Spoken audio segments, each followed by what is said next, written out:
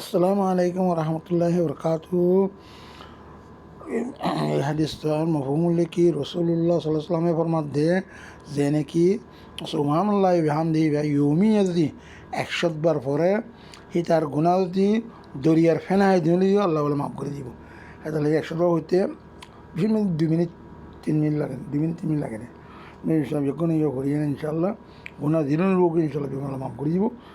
আল্লাহর পরে ভরসা করি এখানে সাথে ইউমিয়া ইবা বিয়া 100 ধরে বিয়ার 100 পর্যন্ত আশা করি।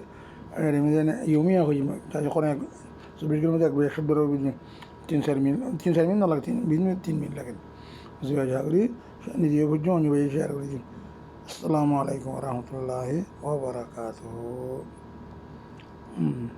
আরও বহুত দোয়া কল দিলাম, এবার এর থেকে আরও বারেক দোয়াই দিলাম। এখন পরিবারে আশা করছি। আসসালামু আলাইকুম।